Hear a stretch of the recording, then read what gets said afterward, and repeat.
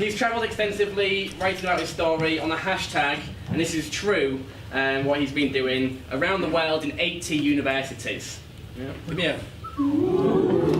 Ladies and gentlemen, with his speech entitled Finding Meaningful Work That You Love to Do, please give a huge round of applause for Antony Adams!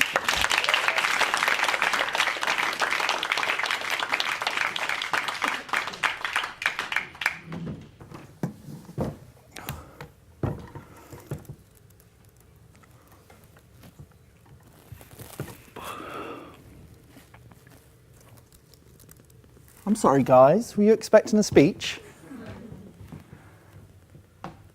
That was me 10 years ago, my first job after I spent 4 years at university studying. Quick show of hands if you've ever slept at work. Be honest, I won't tell your boss. As a careers counsellor, it's my job to be nosy. So I ask this question all of the time. And sleeping at work is far more common than we think. I slept at work because I was bored, I was disengaged, and I was badly managed. Obviously, not in the right job.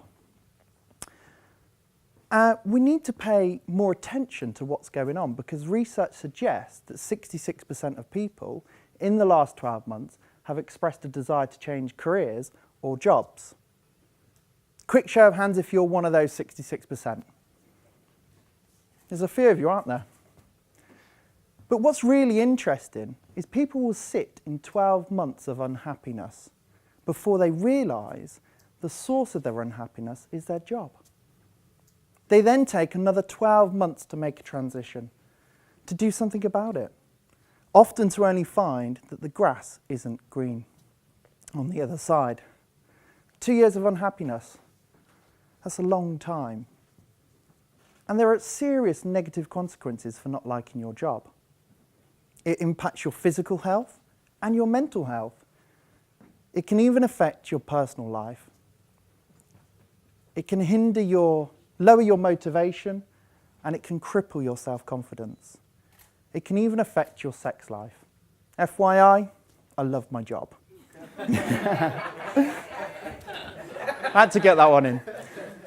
But more importantly, it stops you from doing what you want to do in life, from fulfilling your potential.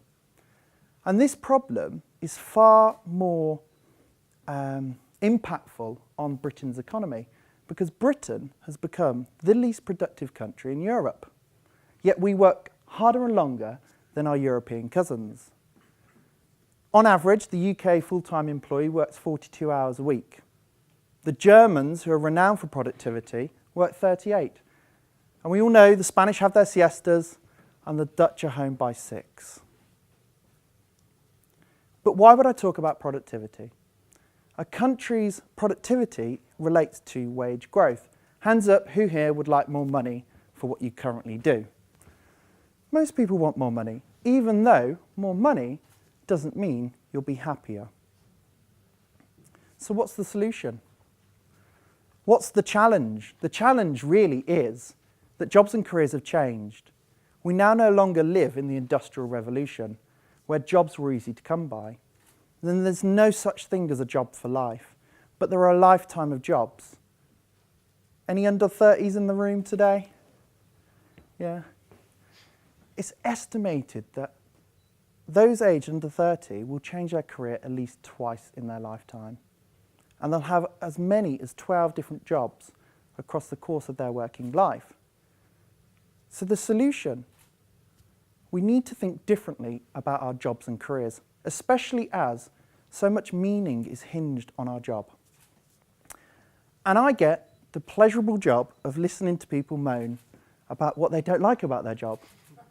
Funny.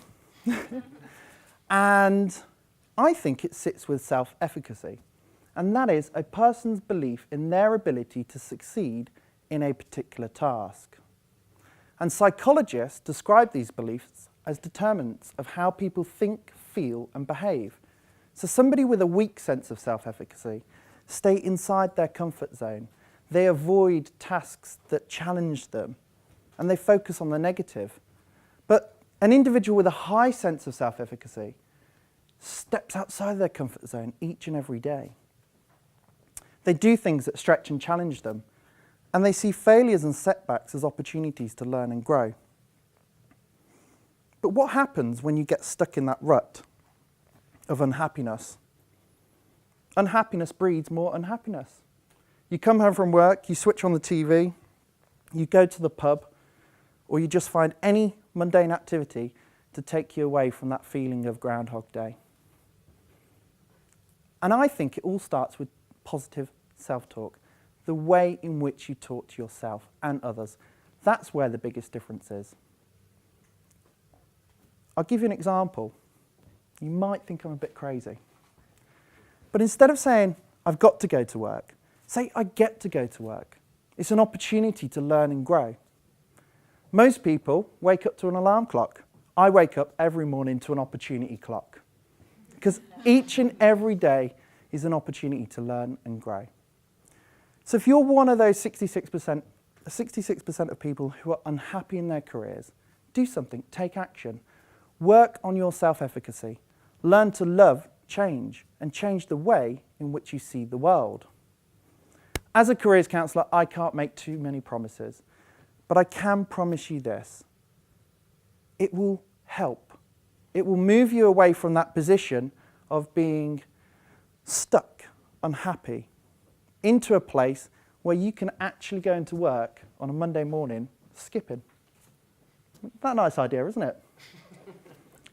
So don't be one of those people who fall asleep at their desk. And I know there's more of you. You just don't want to admit it. I ask this all of the time.